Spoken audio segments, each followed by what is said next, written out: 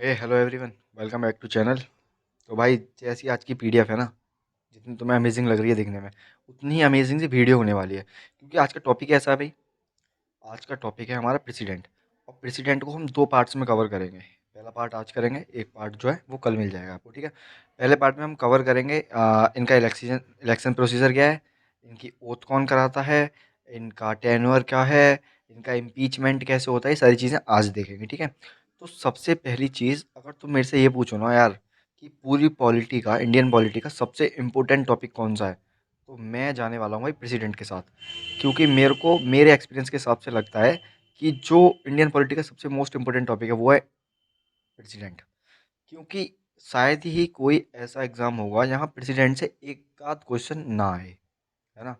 इनसे कोई क्वेश्चन आना आना है, चाहे वो ये पूछे कि प्रेसिडेंट किस किस को अपॉइंट करता है, चाहे वो कुछ भी पूछे, ठीक है। तो अगर तुम्हें प्रेसिडेंट टॉपिक थोड़ा समझने में दिक्कत होती है, या इनका इलेक्शन प्रोसीजर या सारी चीज़ें कुछ भी दिक्कत होती है, तो आई प्रॉमिस कि ये वीडियो इनफ रहने वाली है प्रेसिडेंट से रिलेटेड सारे क्वेश्चंस के लिए, ठीक है। मैं गारंटी देता हूँ कि अगर इस वीडियो को आप पूरा देखते हो, तो शायद ही कोई क्वेश्चन बचेगा जो किसी भी गवर्नमेंट एग्जाम में अगर आया होगा और ना हो, ठीक है। चलो तो स्टार्ट करते हैं। देखो, प्रेसिडेंट के आर्टिकल हैं 52 से लेकर 78 तक। तो प्रेसिडेंट पूरा जो है वो 52 आर्टिकल से लेकर 78 आर्टिकल तक पूरा दिया हुआ है, ठीक है। अब समझो, ये चीज़ थोड़ा समझने की, ठीक है। अब यहाँ पे क्या है समझने का, कि प्रेसिडेंट से रिलेटेड आर्टिकल तो हैं, आर्टिकल 52 से 78 तक। और ये कौन से पार्ट में आते हैं, ये आते हैं पार्ट नंबर फिफ्थ में, ठीक है जी। ये आते हैं पार्ट नंबर फिफ्थ में। लेकिन पार्ट नंबर जो फिफ्थ है वो किसके साथ डील करता है, पार्ट नंबर फिफ्थ जो है वो डील करता है यूनियन एग्जीक्यूटिव के साथ। आया मजा। अब देखो, यूनियन एग्जीक्यूटिव में होते कौन कौन है, ठीक है। सबसे पहले आपको याद कर रखना है प्रेसिडेंट का आर्टिकल 52 से 78, ठीक। कौन से पार्ट में आते हैं, पार्ट नंबर फिफ्थ में। पार्ट नंबर फिफ्थ किससे रिलेटेड है, यूनियन एग्जीक्यूटिव से। अब यूनियन एग्जीक्यूटिव में कौन कौन आता है ये तो पता होना चाहिए ना। तो देखो, यूनियन एग्जीक्यूटिव में आते हैं पहले नंबर पे तुम्हारे प्रेसिडेंट, दूसरे नंबर पे तुम्हारे वाइस प्रेसिडेंट, तीसरे नंबर पे तुम्हारे प्राइम मिनिस्टर, चौथे पे अटॉर्नी जनरल। जिसने वीडियो नहीं देखी, डिस्क्रिप्शन में लिंक मिल जाएगा, अटॉर्नी जनरल के ऊपर वीडियो बना चुका हूँ, देख लेना, ठीक है। एंड फिफ्थ नंबर पे काउंसिल ऑफ मिनिस्टर्स, जो पीएम को बेसिकली सपोर्ट करती है, काउंसिल ऑफ मिनिस्टर्स वो। तो इन पांचों को मिला के बनता है यूनियन एग्जीक्यूटिव, ठीक है। प्रेसिडेंट का नाम आप लोगों को पता ही है, प्रेजेंट में कौन है, द्रौपदी मुर्मू जी। वाइस प्रेसिडेंट भी पता है, जगदीप धनखड़।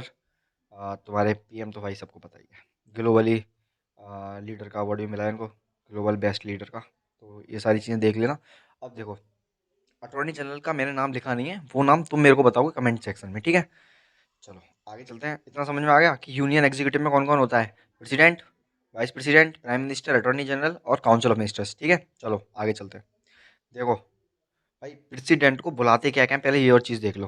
प्रेसिडेंट हेड होता है इंडियन स्टेट का। इंडियन स्टेट का मतलब, देखो तुम स्टेट वर्ड का जो मतलब समझते हो ना, कि एक राज्य सिर्फ स्टेट को बोलते हैं, तो वो चीज़ें दिमाग से निकाल दो, है ना। तो head of the Indian state basically क्या है, कि इंडिया जो है उस पूरे इंडिया का, या तो बोल लो कि फर्स्ट सिटीजन, है ना। कि सुप्रीम अगर कोई सिटीजन होता है तो वो प्रेसिडेंट जी है। सबसे पहले किसकी बारी आती है, प्रेसिडेंट की। तो फर्स्ट सिटीजन है जी प्रेसिडेंट, है ना। और इंडियन स्टेट के हेड भी यही होते हैं बेसिकली। अब समझो, देखो भाई, हम सब लोग कर रहे हैं आर्म्ड फोर्सेस की तैयारी, है ना। कहीं ना कहीं सबको जाना आर्म्ड फोर्सेस में ही है, और मे भी सब जाओगे भाई।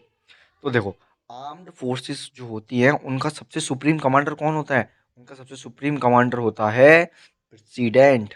मतलब कि तुम्हारे होते हैं चीफ, ठीक है। Chief of army staff, chief of air staff, ये सारे होते हैं ना। चीफ के ऊपर होते हैं तुम्हारे डिफेंस मिनिस्टर, ठीक है। और डिफेंस मिनिस्टर के ऊपर होते हैं तुम्हारे प्रेसिडेंट, ठीक है जी। इसे याद रखना, ठीक है। तो प्रेसिडेंट कहीं ना कहीं देखा जाए तो सुप्रीम कमांडर होते हैं आर्म्ड फोर्सेस के, ठीक। देखो, अब यहाँ से स्टार्ट होता है थोड़ा ट्रिकी सेशन, क्यों। देखो भाई, इलेक्शन प्रोसीजर से काफ़ी क्वेश्चन बनते हैं, ठीक है। तो इलेक्शन प्रोसीजर, देखो वीडियो थोड़ी लंबी हो जाएगी, I don't know, 12 13 minute 14 minute जितनी भी खिंचेगी। तो आप लोग इसे 2x लगा के देख लेना, लेकिन इलेक्शन प्रोसीजर प्लीज़ समझ लो, है ना, मैं समझा रहा हूँ। देखो, सबसे पहले कि प्रेसिडेंट के जब इलेक्शन होते हैं तो वोट कौन देता है, क्या तुम वोट देते हो, तुम वोट नहीं देते हो भाई। प्रेसिडेंट के इलेक्शन में आप लोग वोट नहीं करते हो। प्रेसिडेंट के इलेक्शन में वोट कौन कौन करता है वो चीज़ें समझो। देखो, elected member of both houses of the parliament.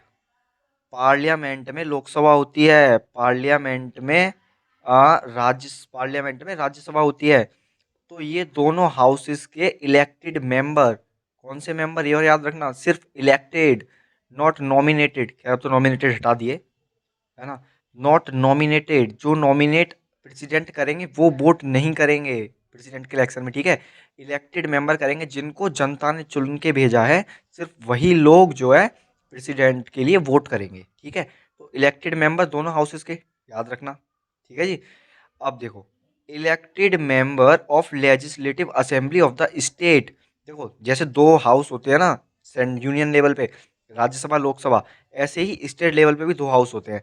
एक को बोलते हैं लेजिस्लेटिव असेंबली और एक को बोलते हैं लेजिस्लेटिव काउंसिल। तो ठीक है, ये लेजिस्लेटिव असेंबली की बात कर रहा हूँ, जो एमएलए वेमएलए होते हैं तुम्हारे, विधायक जी होते हैं वही। तो जो इलेक्टेड मेंबर होंगे मतलब लेजिस्लेटिव असेंबली के स्टेट में, वो, ठीक है। सिर्फ इलेक्टेड मेंबर दोनों हाउस के, elected member legislative assembly of state, her state के जो लेजिस्लेटिव असेंबली होगी वहाँ का इलेक्टेड मेंबर। यहाँ भी भाई नॉमिनेटेड मेंबर नहीं वोट डालते हैं, याद रखना भाई, ठीक है। अब देखो, elected member of legislative assembly of UTs of Delhi and Puducherry. तो देखो, हमारे यूटीज हैं, ठीक है, उन यूटीज में खाली दिल्ली और पुडुचेरी के ही इलेक्टेड मेंबर सिर्फ वोट करेंगे, किसके लिए, प्रेसिडेंट के इलेक्शन के लिए, है ना। और यहाँ पे भी नॉमिनेटेड मेंबर जो होते हैं वो वोट नहीं करते। भाई इतना प्लीज याद रखना, ये क्वेश्चन आता है और मल्टीपल टाइम्स एग्जाम्स में पूछा गया है, ठीक है। तो इलेक्टेड मेंबर दोनों हाउसेस के, elected member legislative assembly of state के, इलेक्टेड मेंबर दिल्ली और पुडुचेरी के, ठीक है। नॉमिनेटेड मेंबर कहीं भी वोट नहीं करते हैं। अब बचा देखो, स्टेट लेवल पे मैंने बताया था दो हाउस होते हैं, लेजिस्लेटिव असेंबली और लेजिस्लेटिव काउंसिल। लेजिस्लेटिव काउंसिल भी तो होती है। तो लेजिस्लेटिव काउंसिल के ना तो इलेक्टेड मेंबर और ना ही, सॉरी, ना तो इलेक्टेड ना नॉमिनेटेड मेंबर, कोई भी वोट नहीं देता, याद रखना। तो काउंसिल का तो कोई भी मेंबर वोट नहीं करेगा, वोट करेंगे सिर्फ इलेक्टेड मेंबर, कहाँ कहाँ के, दोनों हाउसेस के, स्टेट लेजिस्लेटिव असेंबली के और दिल्ली और पुडुचेरी की असेंबली के, ठीक है जी बॉस। अब इतना याद रखना। तो ये है जो इंसान वोट डालेंगे। अब देखो दूसरा ट्रिकी क्वेश्चन, एक तो यहाँ से आता है कि कौन कौन वोट देता है, एक आता है कि इलेक्शन प्रोसीजर कैसा होता है, मैनर कैसा होता है इसका एक्चुअली में। तो देखो, ये वोट डलवाते हैं by the method of proportional representation bye mean of single transferable vote. इतना समझो खाली वोट तक, ये बैलेट क्या है बाद में बताऊंगा। देखो भाई, प्रोपोर्शनल रिप्रेजेंटेशन का मतलब है कि जैसे तुम लोग वोट डालते हो, है ना, अगर तुम लोग वोट डाल रहे हो तो तुम्हारे वोट की वैल्यू वन है। मान लो आपने वोट दिया, आपके वोट की भी वैल्यू वन है, मैंने वोट दिया, मेरे वोट की भी वैल्यू वन है। लेकिन एमएल जो प्रेसिडेंट के इलेक्शन होते हैं वहाँ ऐसा नहीं होता, है ना। अगर कोई एमएलए इतनी बड़ी जगह का एमएलए, ठीक है, और एक एमएलए छोटी जगह का है, तो इसके वोट की वैल्यू कम होगी और इसके वोट की वैल्यू ज़्यादा होगी। मान लो इसके वोट की वैल्यू के अगर प्रेसिडेंट को 1 पॉइंट मिलता है, तो इसके वोट के वैल्यू की प्रेसिडेंट को 5 पॉइंट मिलेंगे। बेसिकली मैं तुम्हें बता रहा हूँ, ये ऐसे इतने पॉइंट मिलते नहीं है। मैं तुम्हें एक समझाने के लिए बता रहा हूँ कि अगर छोटी जगह का कोई एमएलए है, कोई ऐसी जगह है यहाँ पॉपुलेशन का प्रोपोर्शन बहुत कम है, तो उसके वोट की वैल्यू कम होगी। और जो ज़्यादा होगा, मतलब जिसके पॉपुलेशन प्रोपोर्शन ज़्यादा होगा, उसके वोट की वैल्यू ज़्यादा होगी। मतलब कि यूपी के एमएलएज की और एमपीज की वैल्यू ज़्यादा होती है, ठीक है जी। तो इसे बोलते हैं प्रोपोर्शनल रिप्रेजेंटेशन। अब by mean of single transferable का मतलब क्या है, जैसे तुम वोट देते हो तो ऐसे लिस्ट होती है ना, ये बीजेपी का, ये कांग्रेस, ये सारी चीज़ें ऐसे पार्टीज होती हैं, तो तुम एक पार्टी पे मोहर लगाते हो, है ना। तो यहाँ नहीं होता, यहाँ ऐसी कैंडिडेट्स की लिस्ट लिस्ट होती है प्रेसिडेंट के इलेक्शन में। ऐसे मान लो ये लिस्ट है, एक कैंडिडेट, दो कैंडिडेट और तीन कैंडिडेट, ठीक है। अब तुम पता है कैसे वोट डालोगे प्रेसिडेंट के इलेक्शन में, तुम डालोगे, देखो, प्रेफरेंस के हिसाब से। प्रेफरेंस के हिसाब से कैसे, तुमने मान लो कांग्रेस के मतलब कोई कोई कैंडिडेट है, इसका नाम लिख रहा होगा, उसको पहली प्रेफरेंस दी, फिर तुमने उसको दूसरी प्रेफरेंस दी, और फिर तुमने उसको तीसरी प्रेफरेंस दी। तो प्रेफरेंस डाली जाती हैं, ठीक है, प्रेसिडेंट के इलेक्शन में। फिर वो एक सिंगल वोट जो होता है वो ट्रांसफर हो जाता है, ठीक है, उस ये सारी चीज़ें होती हैं। तो इस तरीके से वोटिंग होती है प्रेसिडेंट की। अब ये बैलेट क्या है, जैसे तुम ईवीएम पे वोट डालते हो ना, प्रेसिडेंट के इलेक्शन आज भी बैलेट पेपर से होते हैं, अब ईवीएम से नहीं होते प्रेसिडेंट के इलेक्शन भी, ठीक है। तो इतना याद रखना भाई, ईवीएम से नहीं होते हैं, बैलेट से होते हैं, ठीक है। इससे बाहर अगर क्वेश्चन आए तो मेरे को पकड़ लेना, ठीक है। इलेक्शन प्रोसीजर का इससे बाहर क्वेश्चन नहीं आएगा, ठीक। तो याद रखना, प्रोपोर्शनल रिप्रेजेंटेशन से होता है, सिंगल ट्रांसफरेबल वोट होते हैं, और बैलेट पेपर से वोटिंग होती है, और कौन कौन वोट देता है कौन कौन नहीं देता वो मैं बता चुका हूँ। ठीक है, आगे चलें। अच्छा यार पेज खाली था एक आगे बताने के लिए, चलो मैंने भी बता दिया तुम्हें। ठीक है, चलो अब देखो क्वालिफिकेशंस क्या क्या चाहिए। क्वालिफिकेशंस का मतलब कि प्रेसिडेंट बनने के लिए तुम्हें चाहिए क्या क्या। तुम्हें चाहिए भाई, तुम सिटीजन होने चाहिए हो इंडिया के, मतलब बाहर का सिटीजन कोई नहीं होना चाहिए। कोई बाहर का आके नेपाल का आके यहाँ प्रेसिडेंट नहीं बन सकता। तुम्हें सिटीजन होना चाहिए इंडिया का। और देखो तुम्हारी एज होनी चाहिए 35 प्लस भाई, 35 से नीचे की एज पे तुम प्रेसिडेंट नहीं बन सकते हो, 35 एज चाहिए। एक और अगली क्वालिफिकेशन ये इंपॉर्टेंट है, should be qualified for election as a member of Lok Sabha. भैया क्वालिफाई करने चाहिए हो इलेक्शन मेम जो लोकसभा के मेंबर के इलेक्शन होते हैं उनके लिए। भले ही तुम हो या ना हो वो मैटर नहीं करता, लेकिन तुम क्वालिफाइड होनी चाहिए हो। तुम इतना तुम में दम होना चाहिए कि तुम जो इलेक्शन होते हैं मेंबर ऑफ लोकसभा के उसके लिए तुम एलिजिबल हो। ठीक है, अगला point, should not hold any office of profit under the union and state government. मतलब कोई भी ऑफिस ऑफ प्रॉफिट होल्ड नहीं करनी चाहिए हो under the government of union and state. Office of profit क्या होता है, बेसिकली कोई भी ऐसी जॉब नहीं कर रहे हो या तो अंडर द गवर्नमेंट या under under the state government जिससे तुम्हें पैसा मिल रहा हो। बेसिकली कोई गवर्नमेंट जॉब ना कर रहे हो, कोई और पद ना हो तुम्हारे पास। ठीक है, कोई और पद ना हो, कोई और तुम्हारी जो मतलब पोस्ट है वो ना हो तुम्हारे पास। ठीक है, तो ये याद रखना, should not hold any office of profit under union and state government, और ये याद रखना। ठीक है, अब देखो जो भी कैंडिडेट इलेक्शन में खड़ा होता है उसको 15,000 रुपये सिक्योरिटी अमाउंट जमा करना होता है आरबीआई में। ठीक है, आरबीआई में 15,000 रुपये एज ए सिक्योरिटी अमाउंट जमा करना होता है। ठीक है, और जो भी कैंडिडेट मतलब जो भी तुम्हारा कैंडिडेट है अगर वो खड़ा हो रहा है इलेक्शन में तो उसको देखो और क्या क्या चाहिए, उसको 50 इलेक्टोरेट चाहिए। ठीक है, 50 इलेक्टर्स चाहिए।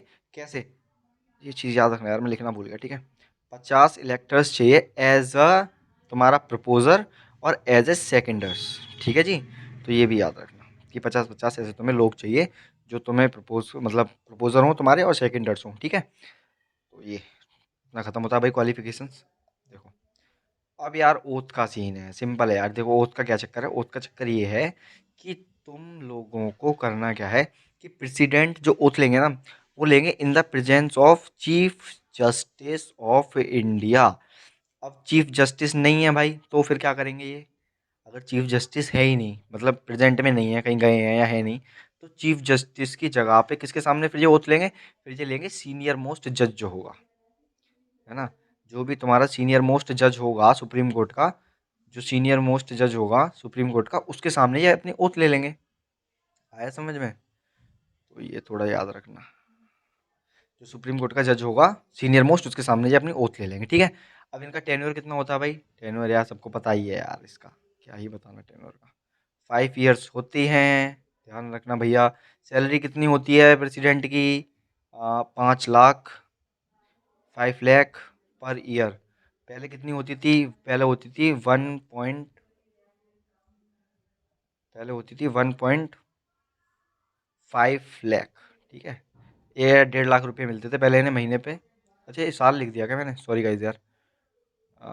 ये मिलते हैं तुम्हें 1.5 लाख पर मंथ पहले मिलते थे, और ये है 5 लाख पर मंथ। ठीक है, मंथ है, ईयर मत करना, इसे मंथ कर देना। अब समझो, जब 1.5 लाख पर मंथ मिलते थे तो ये 5 लाख पर मंथ कब हुए, ये हुए 2018 में। ये भी याद रखना भाई, है ना, कि 2018 में एक प्रोविज़न हुआ, इसमें चेंजेस क्या हुए कि जो प्रेसिडेंट की सैलरी थी 1.5 लाख पर मंथ उसे चेंज करके 5 लाख पर मंथ कर दिया। ठीक है जी बॉस, तो ये हो गया तुम्हारा ओथ, ओथ भी कंप्लीट होगी भाई। अब आओ देखो इम्पीचमेंट पे, अब इम्पीचमेंट में भी थोड़ा सा ना खेल है। अब इम्पीचमेंट का खेल क्या है वो समझो। सबसे पहले जो इम्पीचमेंट किया जाता है वो किया जाता है अंडर द आर्टिकल 61। कौन सा आर्टिकल है भाई, अंडर द आर्टिकल 61 क्या लिखा हुआ है कि प्रेसिडेंट को इम्पीच कैसे करेंगे। इम्पीच का मतलब समझ रहे हो तुम, इम्पीच का मतलब होता है भाई हटाना। अगर प्रेसिडेंट कॉन्स्टिट्यूशन के खिलाफ चल रहा है तो उसे हटा भी सकते हो। अब देखो हटा कैसे सकते हो, वोट बाद में डालेंगे कि है ना, इम्पीचमेंट की भी वोटिंग होती है। अब इम्पीचमेंट की वोटिंग में कौन कौन पार्ट लेता है वो बात की बात है, पहले ये समझो कि कैसे स्टार्ट होता है। देखो हमारे होते हैं दो हाउस, लोकसभा, ठीक है जी, लोकसभा एंड राज्यसभा।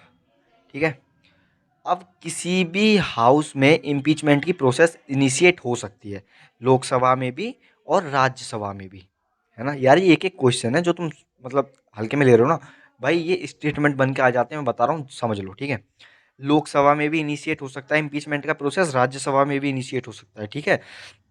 अब इनिशिएट हो गया, इनिशिएट होके क्या होगा, जो तुम्हारे प्रेसिडेंट जी हैं, उन्हें दिया जाएगा 14 दिन का नोटिस, 14 डेज का एक नोटिस दिया जाएगा कि आपके खिलाफ ये केस, मतलब जो ये जुर्म लगे हैं आपके ऊपर, तो अब प्रोसीडिंग जो है वो स्टार्ट होगी। तो लोकसभा में पास करो चाहे राज्यसभा में पास करो, 14 दिन का नोटिस दो, उसके बाद में होगी भैया इम्पीचमेंट की वोटिंग। और वोटिंग होगी दोनों हाउस में, किस किस में, लोकसभा में भी और राज्यसभा में भी। और लोकसभा और राज्यसभा में जब वोटिंग होगी तो क्या होगा, वोटिंग में चाहिए भाई तुम्हें 2/3 की मेजोरिटी, वो भी दोनों हाउस में।